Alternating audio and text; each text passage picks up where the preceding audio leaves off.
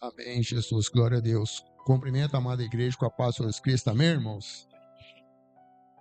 Abram comigo vossas Bíblias no Evangelho segundo escreveu Lucas, capítulo 7.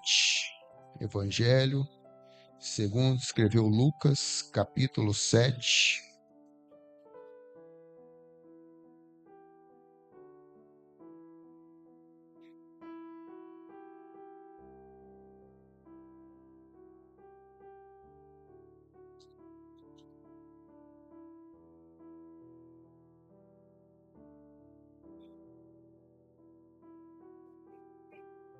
Amém, Jesus, glória a Deus. Santo, santo és o teu nome, ó Pai.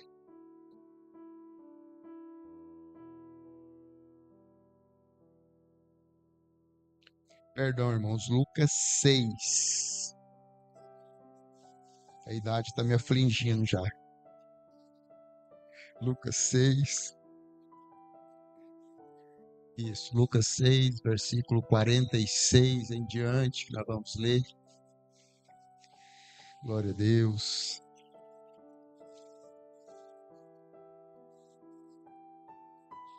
Amém. A palavra do Senhor diz assim, Lucas 6, versículo 46.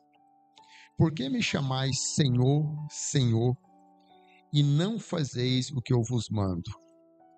Todo aquele que vem a mim e ouve as minhas palavras e as pratica, eu vos mostrarei a quem é semelhante.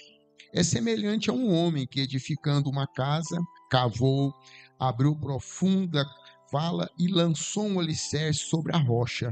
E vindo a enchente, arrojou-se o rio contra aquela casa e não pôde abalar, por tê-la sido bem construída.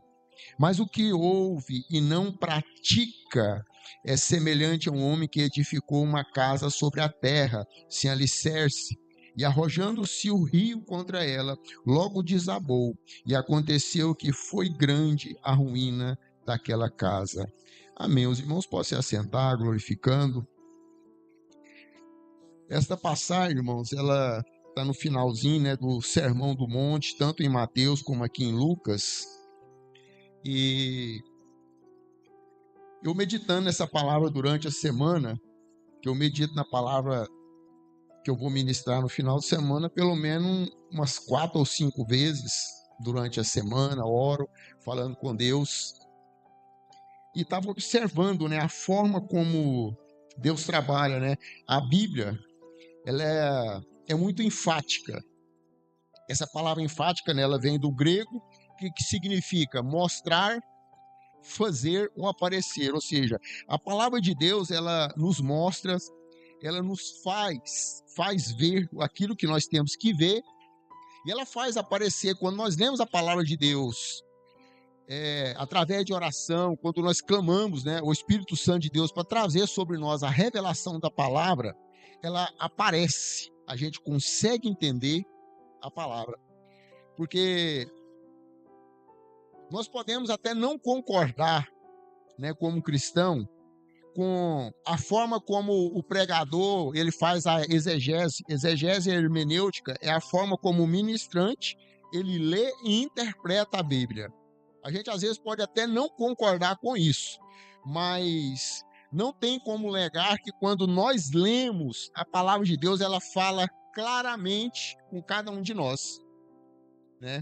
Não tem como. Quando nós lemos, e eu estava observando aqui, assim, em toda a Bíblia, mas aqui Jesus fala conosco, né? Tipo assim, Jesus usa 2 fundamentos para nos orientar. Jesus fala de uma pessoa que é sábio e obediente, e fala de uma pessoa que é inteligente e desobediente. Por que sábio e inteligente? Porque a sabedoria vem de Deus. Então, quando você tem sabedoria, geralmente você é obediente a Deus. E quando nós temos a nossa inteligência, que todos nós nascemos, né, todo ser humano tem a inteligência, isso às vezes, dependendo do tamanho até da nossa inteligência, pode nos tornar desobediente. Quando a gente acha que sabe muito, quando a gente acha que eu sei como é que faz, eu sei como que resolve, e a gente às vezes se desvia da palavra de Deus. Isso é interessante que a gente nota muito isso dentro da igreja, entre nós cristãos, que tem isso tanto na Bíblia quanto hoje em dia, né? A gente vê pessoas que recorrem a Deus, às vezes recorre aos pastores, aos obreiros, às vezes recorre até a profissionais para ser orientado. E é orientado, só que geralmente não pratica o que é orientado. Não faz aquilo que ele ouviu. Mesmo que por necessidade ele procura alguém para falar alguma coisa para ele, mas na hora de colocar aquilo na vida dele, ele não consegue. Ele não consegue colocar aquilo na vida dele, né? E aqui Jesus já começa fazendo um questionamento nesse primeiro versículo, quando ele fala aqui para nós aqui, ó: por que me chamais Senhor, Senhor, e não fazeis o que eu vos mando? Eu quero trazer para os irmãos o significado da palavra Senhor no contexto hebraico, né? Que é o contexto onde Cristo ali viveu, né, na época dele. O contexto Senhor, né, a palavra Senhor em hebraico significa Kyrios. Mas eu quero deixar para os irmãos o que significa, porque às vezes nós falamos Senhor meu Deus, meu mestre, é o Senhor, o Senhor é meu dono, mas às vezes nós falamos sem saber o que nós realmente estamos pronunciando. O contexto judaico é diferente do nosso, irmão. Quando nós chamamos, né, alguém de senhor, às vezes é por respeito, questão de idade, questão de autoridade, normal. É só isso, no nosso contexto, né, no mundo atual, no Brasil principalmente. Mas o contexto judaico é diferente. Quando alguém falava senhor, senhor, que seria Kyrios, significa dono, proprietário, mestre, aquele que tem autoridade e poder supremo. Quando a gente chama alguém de senhor no contexto judaico, eu estou falando que ele é meu dono. Eu estou falando que ele é meu proprietário. Eu estou falando que ele tem autoridade sobre a minha vida. Especialmente quando se refere a Deus e a Jesus Cristo, implicando em posse, ou seja, ele tem posse sobre nossas vidas, soberania sobre tudo, inclusive sobre a vida dos fiéis que são seus servos ou propriedade compradas por ele. A palavra refere que nós fomos comprados por Cristo a preço de sangue. Aí o Senhor Jesus fala aqui, ó: por que me chamais de Senhor? Fala que eu sou seu dono, que a sua vida me pertence, que é eu quem mando na sua vida, é eu quem tenho que direcionar a sua vida, mas vocês não fazem o que eu falo, vocês não fazem o que eu mando. Nós temos que nos atentar para isso, porque nós ouvimos, mas nós não praticamos. Nós ouvimos, mas nós deixamos, né? Aí eu pergunto para mim, por que que nós ouvimos a palavra de Deus, mas nós não conseguimos obedecer aquilo que nos é orientado? Por que que nós não conseguimos pôr em prática? Por que que nós temos essa fragilidade? Por que que nós temos essa, vamos dizer, inércia, essa preguiça de fazer aquilo que Deus pediu para nós fazer, aquilo que a palavra manda nós fazer? Mesmo, é até estranho, mesmo sabendo que algumas vezes nós vamos pagar um alto preço pela desobediência, nós desobedecemos. E aí isso me pergunta, por que que nós fazemos assim? Por que que nós não voltamos para a palavra de Deus, né? Mas aí o que é que traz sobre nós? Muitas vezes o que nos falta para nós todos como cristãos é honestidade. Ô pastor, isso pegou pesado, você falou que nós somos desonestos conosco mesmo. Nós não temos coragem de admitir as nossas fraquezas e as nossas fragilidades. Nós não temos coragem de chegar diante de Deus e falar: Senhor, eu sou mesmo fraco, mas me ajuda. Não. Nós preferimos, às vezes, esconder os nossos erros, achando que Deus não está vendo, não ser obediente, do que nos colocar numa situação de tipo assim, eu sou desonesto. Porque se nós falar para o Senhor, Senhor, eu sou desonesto comigo mesmo, o Senhor fala que eu tenho que ler a palavra, que eu tenho que buscar, né, o ombreiro, eu tenho que ser um obreiro que maneja bem a palavra do Senhor. Mesmo assim, eu só leio a Bíblia a hora que eu estou lá na igreja, eles põem lá naquele telão. Em casa eu não tenho tempo. Só que nós não temos coragem de falar.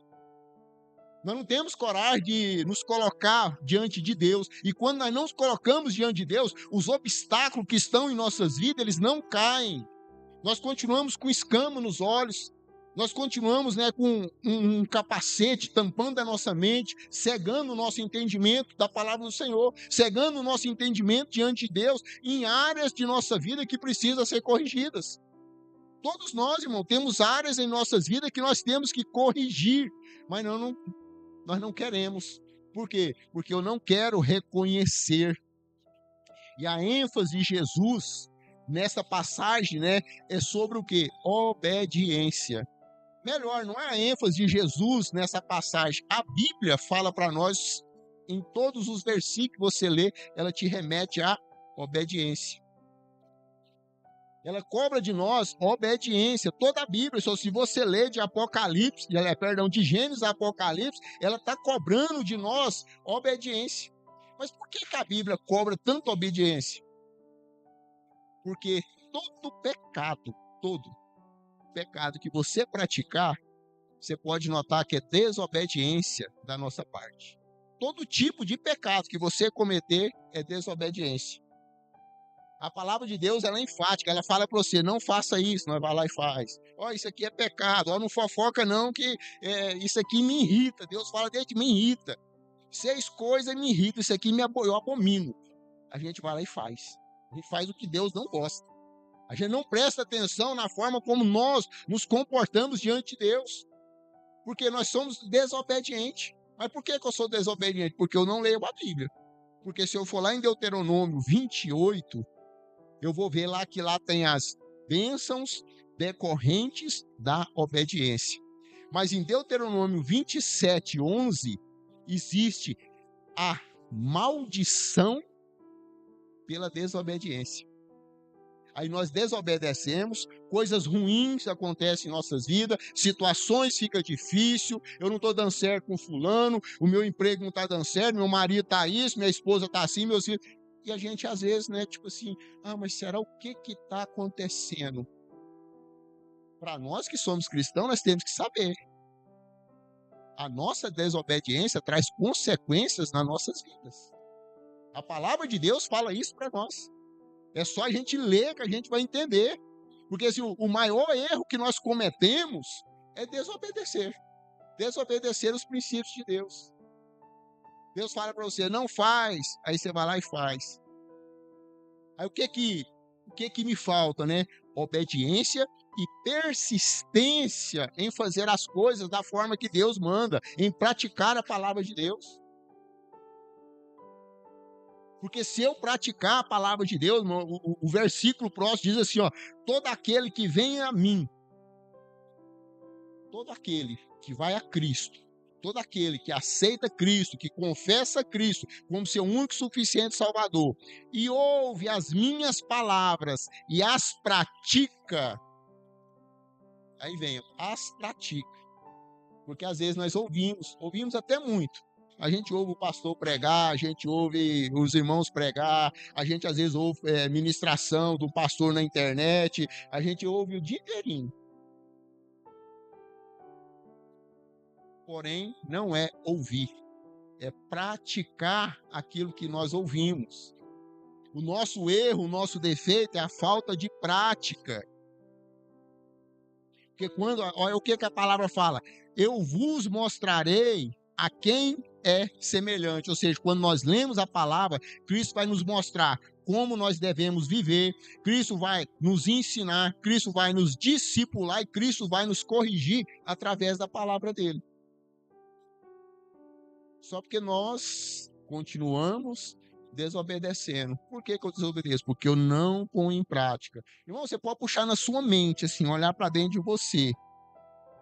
Sempre quando nós desobedecemos, você pode lembrar assim, aquele dia assim, não era para eu fazer aquilo, eu fiz, deu ruim. Tudo que nós desobedecemos, deu ruim. Então, assim, nós temos que ver o que Cristo requer de nós, o que nós temos que fazer para que nós possamos ter as nossas prioridades. Porque, às vezes, irmão, um dos problemas de alguns cristãos é que quando a gente vem para Deus, a gente não vem para Deus por amor a Deus, às vezes por uma conversão verdadeira. Alguns vêm a Deus em busca de um milagre, alguns vêm a Deus em busca de prosperidade. Não falou que se eu for lá na igreja e orar, inclusive se eu dizimar e ofertar, eu vou ganhar 100 vezes mais, vou ficar rico, né? Alguns acham que, tipo assim, não, se eu for lá, entrei na igreja, Deus vai me curar. E Deus cura, Deus prospera, Deus faz milagre. Só porque a maioria das pessoas eles não vêm para a igreja por causa de Deus. Ele veio por causa da prosperidade, por causa do milagre, por causa da cura. Eles querem isso, mas não quer o dono das bênçãos. Ele não quer aquele, né? Então, assim, ele é um crente que ele é apenas comovido. Ele ficou comovido, nossa, Deus me curou, que legal. Ou então ele ficou mexido emocionalmente, chorou, pranteou. Eu tenho, entre idas e vindas, irmãos, eu devo ter no mínimo uns 40 anos de igreja. Eu já vi gente mais chorar. Já vi gente amassar o cigarro, nunca mais fumo, nunca mais faço isso, e no outro dia está fazendo. Emocionalismo. A pessoa não tem conversão verdadeira. Ele não tem um sentimento profundo de aceitação às coisas de Deus. E às vezes o que nos falta é esse sentimento profundo de eu ser um convertido e não um mexido emocionalmente.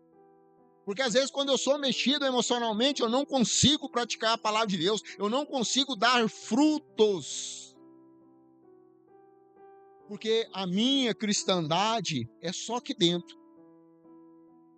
Na hora que eu chego em casa, às vezes se perguntar assim, terça, quarta, onde é que está a sua Bíblia? Eu não sei onde é que eu deixei ela. Será que eu trouxe? Não, irmãos.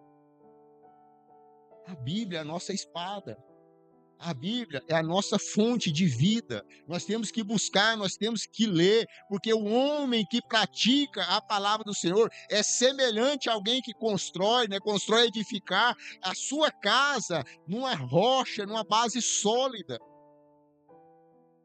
E nós temos que entender isso, irmão. Mas aquele crente mais ou menos, aquele crente melindroso, o mais ou menos é aquele que está com um pé no mundo, outro na igreja. O melindroso é aquele que, se dependendo do que você falar com ele, ele não vem na igreja, emburra, é melindroso, você não pode falar nada para ele, um mimizento. Esse provavelmente está construindo a casa dele na areia.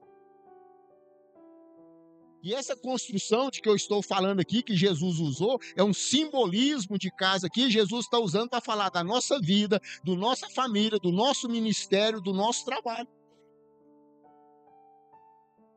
Uma pessoa que não tem uma base sólida, que está ali no trabalho dele, trabalhando mais ou menos, a hora que o patrão vira as costas, ele senta, ele pede para ir no banheiro e fica lá 2 horas enquanto alguém está fazendo o serviço dele, ele não está construindo o trabalho dele numa base sólida. O primeiro corte lá, o gerente vai fazer assim, ó, fulano, passa no RH. Por quê? Porque não tem uma base sólida, ele não quer trabalhar. O cara que constrói uma família, que constrói um lar, o homem, a mulher, o casal ali que constrói com mentiras, um dia a casa cai. Um dia a mentira vem à tona.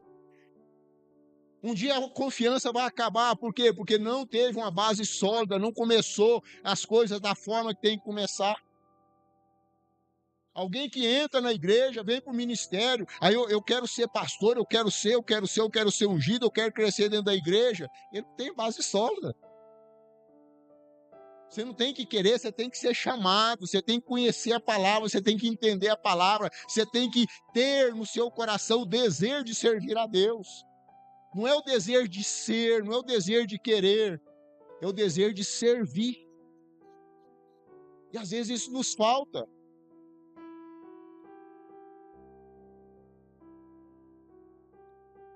Às vezes eu até me entristeço. O meu dia hoje foi um pouquinho mais difícil do que o da pastora, né? Mas graças a Deus que a situação nenhuma foi comigo, eu só apaguei fogo, né? Mas o fogo não foi na minha casa, em nome de Jesus, graças a Deus. Mas assim, eu fico pensando, né? Que às vezes nós pedimos para Deus assim, ó, Deus me transforma, Deus me muda, enquanto lá no fundo eu não fecho as brechas, eu não abandono os meus pecados, eu não abandono os meus erros. Bom, não é Deus quem me transforma, Deus ele me dá a força, ele me dá o direcionamento. É eu que abandono os meus vícios, é eu que abandono as coisas erradas, ele só me fortalece, ele só me dá a direção. Não adianta. Se eu for um fumante e falar, mas eu quero parar de fumar, e todo dia você vai lá no comércio, compra uma carteira e fuma ela inteirinha. Deus não vai fazer, Deus não vai colar a sua boca, falar que você não vai fumar, não, ele não vai fazer. E coloca pessoas do seu lado para te instruir, para te dar uma estratégia, para você diminuir até você conseguir parar, para que você seja incentivado a ter força de vontade. Mas não, às vezes nós queremos só que, Deus, faz para mim. Não é assim que funciona, irmãos. Nós temos que fazer a nossa parte. Então as pessoas às vezes falam assim, Deus me transforma. Tem pessoa que pede oração para mudar algo que ele mesmo não quer abandonar. Aquele pecadinho de estimação, sabe? O cara tá lá no celular, né, passando o dedo lá e, Senhor, me liberta. Mas como que liberta, irmão? Apaga essa cena do seu celular, tira essas fotos do seu celular, tira esses e-mails, tira essas pessoas que tá aí no seu zap aí, que só te traz transtorno. Eu, como pastor, que não poderia, eu bloqueio determinadas pessoas. Tem grupo lá que, dependendo das coisas que a pessoa colocar lá, eu saio do grupo. Eu não sou obrigado. O meu compromisso não é com eles, é com Deus. Porque às vezes não, mas é porque como é que eu faço? Eu vou desagradar. Irmãos, eu não sei se os irmãos pensam desse tipo, mas uma das coisas para mim, eu trabalhei muitos anos, tinha dificuldade no meu trabalho, mas para mim, ser pastor é mais difícil do que trabalhar onde eu trabalhava. Ser pastor não é fácil. Sabe por quê? Não é servir a Deus, eu estou falando de ser pastor. Pastor não pode ser bonzinho. Pastor não pode passar a mão na cabeça. Pastor não pode adular. Pastor ele tem que falar a verdade. Pastor ele tem que extrair o melhor do irmão. Ele tem que chamar o irmão ao conserto. Ele tem que chamar o irmão, tipo assim, na regular, irmão, tá errado. E aí, nem sempre as pessoas se agradam disso. Mas é a função que eu fui colocado, irmão. Eu não faço, tipo assim, não, eu faço porque eu gosto de... Não, eu ministro a palavra do jeito que Deus manda, porque eu tenho um compromisso com Deus. Eu não quero ser cobrado de Deus. Por que você não falou a verdade para aquela pessoa e ele errou, ele desviou? Por falta de conhecimento? Não. Não vai ser por falta de conhecimento. Pode até ser, entendeu? Porque espremeu demais, ele não quis ficar. Mas por falta de conhecer a palavra de Deus, não. Porque eu gosto de ministrar a palavra de Deus. Porque eu falo, igual voltando para nós estar falando, muitos de nós pedimos direção de Deus, mas na realidade nós queremos continuar naquele caminho. Gente, a palavra é tão clara. Clara. A palavra mostra para nós assim, ó, 2 caminhos. Aqui, ó, só 2. Eu posso escolher. Eu não sou obrigado a fazer o que Deus quer. Tem consequência, mas ele fala, só tem 2 caminhos. Não, eu quero ir no meio aqui, eu quero ficar em cima do muro. Não, pastor, isso não tem nada a ver. Tem a ver sim, irmão. A indecisão em cima do muro, mais ou menos, não vem de Deus. Isso é do inimigo. Então nós temos que nos posicionar, ver aonde é que eu estou construindo o meu lar, onde é que eu estou construindo o meu local de trabalho, onde é que eu estou colocando a minha família, o que é que eu estou fazendo da minha vida. Porque eu vou ser cobrado de Deus. Deus vai nos cobrar, Deus vai nos chamar a decisão, entendeu? Porque tem pessoas que não querem tomar a decisão. Tem pessoas que eles não querem mudar de vida, né? Eles querem ser apenas frequentador de igreja. Vocês conhecem alguém que é frequentador de igreja? Tem muitas pessoas que são frequentador de igreja. Frequentador de igreja é aquele que ele não adora, ele não cultua, ele não oferta o seu tempo a Deus, ele não serve a Deus, ele quer ser servido. Ele vem na igreja só para buscar. Ele não traz o culto dele, não traz a reverência dele a Deus. Senhor, eu estou aqui para agradecer ao Senhor. Não. Senhor, eu vim cá porque lá em casa. Senhor, eu vim cá porque lá no trabalho. Senhor, eu vim cá porque... Isso não é ser cristão, irmãos. Nós estamos nos faltando contentamento em nossa vida. Então, assim, nós estamos virando só frequentador, só vem à igreja quando as coisas apertam ou...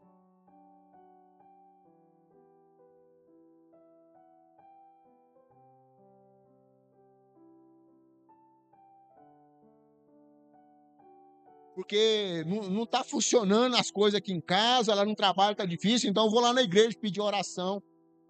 Pode ir, irmão, pode ir para a igreja para pedir oração, não sei se vai resolver. Porque às vezes a gente vem para a igreja, né? Deixa eu dar uma orientação com o pastor para a igreja, para nós todos. Deus, ele não quer só a nossa presença física, ele quer o nosso coração. Olha o que a palavra de Deus fala para nós em Isaías 29:13. O Senhor diz: esse povo se aproxima de mim com a boca e me honra com os lábios, mas o seu coração está longe de mim. Que às vezes a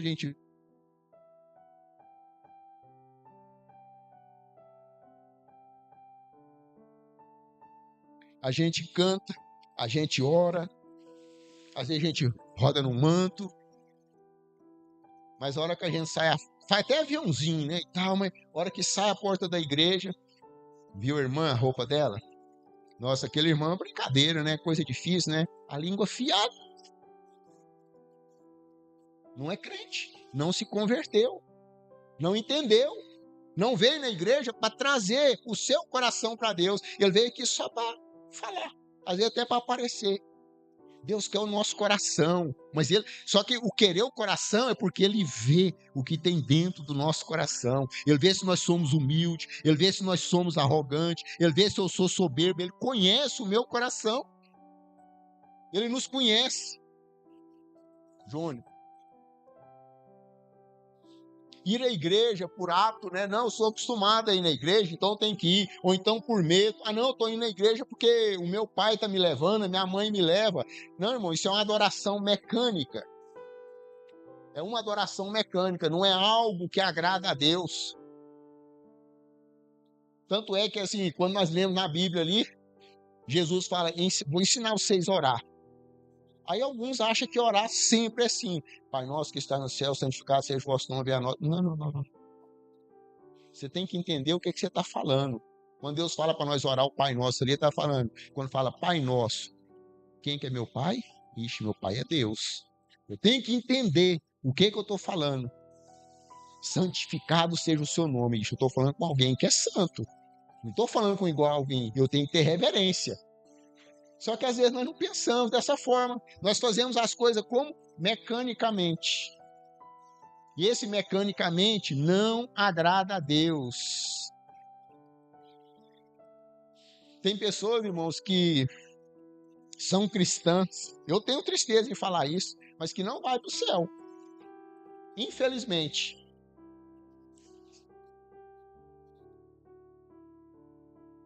Tem pessoas que a gente fala assim, ó, são cristãs, mas não vai para o céu. Por quê? Porque o culto dele é mecânico, a entrega que ele tenta dar para Deus é igual a de quem? Caim, né? Você até oferta alguma coisa. Mas Deus, é só a gente ler aqui em Amós, Deus rejeita as ofertas, Deus rejeita as festas, Deus rejeita o culto, porque ele vê o coração. O seu louvor, se o seu louvor, irmão, se eu vier aqui na frente para ministrar, porque hoje a palavra vai ser que... Não, irmãos. É na simplicidade, é no amor de Cristo, é na direção de Deus. Porque senão Deus rejeita. Aí eu tô vindo aqui para aparecer. Se eu vier aqui para cantar e chegar aqui e tipo assim, for de mim, Deus rejeita. Nós temos que entender isso, nós temos que trazer isso para dentro de nós, que o Deus vê o nosso coração. Ele sabe a intenção que eu estou aqui em cima do altar, por que eu estou aqui, ele sabe. Ele sabe como que foi meu dia. Ele sabe que hoje eu tive até dificuldade de estudar. O que a pastora levantou, eu falei, ora para mim. A primeira coisa que eu falei para ela, não falei bom dia não, eu falei, ora para mim. Ela falou, já estou orando há um tempo.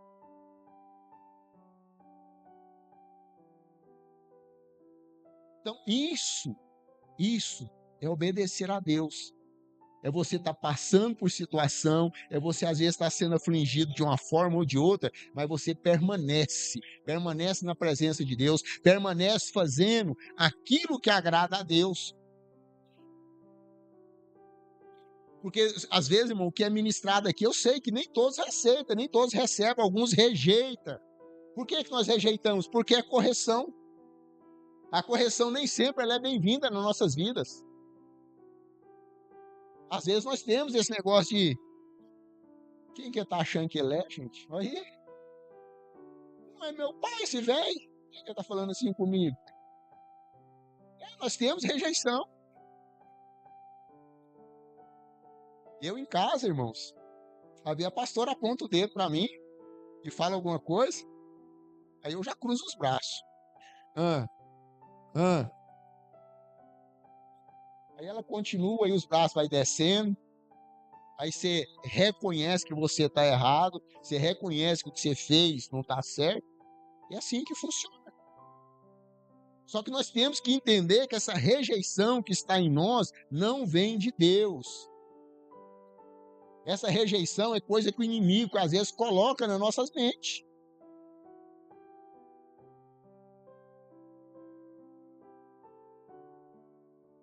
Vou falar não, Senhor, em nome de Jesus.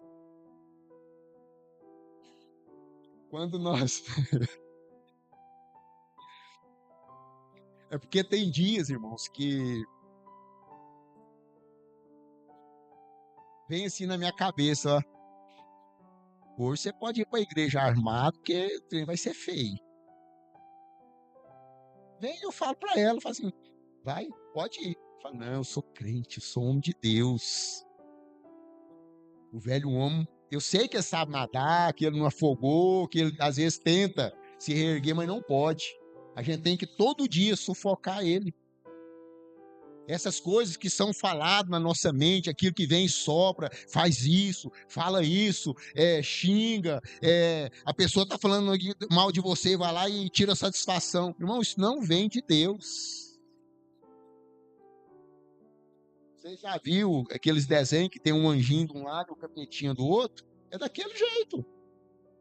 Quando as coisas vêm na sua mente, você para e pensa. Jesus faria isso? É dessa forma, Jesus faria isso? Jesus agiria assim? Não, então eu não vou agir. A Bíblia fala que eu tenho que ser um imitador dele. Só que às vezes nós temos essa dificuldade. Só que quando, irmãos, as nossas bases, a base, o nosso alicerce, né? Ele foi feito através do conhecimento e da prática da palavra de Deus, nós conseguimos sobressair de muitas coisas. Porque a Bíblia fala, ó, quando você está nervoso, irado, o que a Bíblia fala para você? Lá em Efésios 4:26 diz assim, irai-vos, está dizendo assim, ó, não é pecado você irar, não. Só que não deixe o sol se pôr sobre a sua ira. Você não pode ficar uma semana irado, não. Você ficou nervoso. E outro detalhe, o seu nervosismo foi com alguma coisa que aconteceu e que a culpa não é sua, você não tem que chegar em casa e despejar na família. Você não tem que despejar no seu colega, no seu amigo. Você chega em casa, o marido ou a esposa, e fala, ó, eu estou um pouquinho nervoso, deixa eu descansar a cabeça, depois eu converso. Agora fica nervoso lá, irado, vem e descasca. A Bíblia nos ensina, entendeu? Você não tem o direito. Ah, pastor, minha esposa é muito enjoada, o que eu tenho que fazer? Você casou? Casei. A Bíblia fala para você o quê? amai vossas esposas como Cristo amou a igreja, ao ponto de dar a vida por ela. Só isso. Só isso que eu tenho para te dizer. E se falar, pastor, eu quero largar, eu vou orar para você morrer, porque fala que até a morte o separe. Então nós temos que entendermos que a Bíblia, ela traz para nós vários exemplos de como nós vivermos, o que eu tenho que fazer da minha vida. Ah, pastor, meu filho é muito difícil, eu não consigo, porque meu filho é sem educação. O que a palavra de Deus fala para nós em Provérbios 13:24? Não poupa a vara do teu filho. Quem poupa a vara do filho, aborrece ele. Minha mãe, ela corrigia os filhos. Geralmente, ela assim, não batia muito não, era só 1 a 2 vezes ao dia. Ao dia, entendeu? Era 1 a 2 vezes, peia. Inclusive, ela tinha um chicotinho, entendeu? Não era vara não, um chicotinho, cabo de pau, um negocinho de cor desse tamanho. Era com chicote. Umas 3 lambadas tomava, umas 2 vezes no dia, para ficar esperto. Ah, pastor, mas hoje não pode bater nos filhos mais, hoje não pode corrigir dessa forma. Não, irmão, tem outras formas. Não dê tudo que seu filho quer, não faz tudo o que ele quer, porque senão você vai criar alguém que depois você não dá conta. Minha mãe também, nesse ponto, era inteligente demais da conta. Eu já falei isso, vou falar de novo. Eu dando birra, né? Pretinho lá, cabecinha rapada, dando birra. Mãe, eu quero um pão inteiro. Os pães eram desse tamanho assim antigamente, ó. Eu quero o pão inteiro. Ela falou, só tem um pão para nós dois. Eu quero inteiro. Ela foi lá, cortou a metade dela, passou uma margarina e comeu. E eu tô lá emburrado, eu quero o pão inteiro. Ela foi lá, pegou outra metade, passou manteiga e comeu. Até hoje eu tô esperando o pão, que ela não comprou outro, entendeu? E deixou eu sem. É uma forma de ensinar filho. Às vezes filho dá birra, o pai pega, meu filho, não, moço. Eu fui educado. Se por acaso eu não prestasse, não foi falta de disciplina, não. Então, assim, não poupe, irmão, corrija. Vara da mãe, principalmente, não mata filho. Que às vezes nós só bajulamos, não, tadinho, deixa ele. Deixa não, irmão. Tá? Então, assim, a Bíblia, ela traz isso para nós. Explica tudinho o que eu tenho que fazer. Outro detalhe, filhos, atribua-lhes responsabilidade em Deus de pequeno. Porque às vezes o pai ou a mãe coloca o lixo para fora, faz não sei o quê. E cadê o menino? Tá lá sentado no sofá. Dedinho no celular. E o pai e a mãe trabalhando igual bobo. Põe esse menino para pôr o lixo para fora, põe esse menino para pôr uma roupa no arame, para pegar uma roupa, põe esse menino. Ensina a trabalhar. Nós temos que ensinar os nossos filhos. Isso é culpa nossa. Se você, irmão, se sente, ou se você é realmente um cristão convertido, um cristão que está tentando praticar a palavra de Deus, peça a Deus para abrir os seus olhos, peça a Deus para te mostrar aonde que ainda está as suas faltas, o que é que você não está conseguindo praticar. Pede a Deus para colocar direção na sua vida, para que você possa praticar a palavra de Deus. Porque a nossa base, irmãos, o nosso alicerce é a palavra de Deus. A nossa base, o nosso alicerce é Cristo. Se nós não buscarmos a Cristo, se nós não buscarmos conhecer o nosso dono, nós não vamos conseguir servi-lo. Você já assistiu algum filme onde tem ali aqueles mordomos, que eles sabem tudo que o chefe gosta? O patrão ali, entendeu? O café com açúcar, sem açúcar, isso aqui é assim, isso aqui. Pois é, por quê? Porque ele se dedicou a conhecer o patrão dele ou o chefe dele. Assim tem que ser nós com Deus. Nós temos que nos dedicar a conhecê-lo. Porque muitas das nossas práticas erradas é porque nós não buscamos conhecer ele. Às vezes nós vamos só pelo achismo, né? Eu acho que é assim. Eu pensei. Não. Deus se revelou para nós através da palavra dele. Amém? Então vamos para casa em nome de Jesus. Senhor Deus, Deus de poder, Deus de graça, Deus de misericórdia. Pai, nós queremos agradecer ao Senhor por essa oportunidade que o Senhor nos deu de estarmos aqui reunidos, Pai, reunidos como membro do corpo de Cristo, para agradecer, para louvar, para engrandecer, para cultuar o teu santo nome, Pai. Pai, em nome do Senhor Jesus, nós queremos te pedir ao Senhor que o Senhor guarde cada família aqui representado, cada lar aqui representado, seja agora alcançado pelo Senhor. Pai, da mesma forma que o Senhor nos trouxe em segurança até aqui, nos leve em segurança para os nossos lares, nos dê uma noite tranquila, uma noite de revigoramento, e que a misericórdia do Senhor venha se renovar em nossas vidas, até que o nosso Senhor Jesus Cristo volte. Nós te pedimos, ó Pai, em nome de Jesus, em nome de Jesus, em nome de Jesus, que o amor de Deus, a graça do nosso Senhor e Salvador Jesus Cristo, a comunhão e as doces consolação do Espírito Santo do Senhor repouse sobre nossas vidas, sobre o nosso lar, sobre a nossa família, não somente hoje, mas para todo sempre. Quando creem, digam amém. O culto está encerrado em nome de Jesus.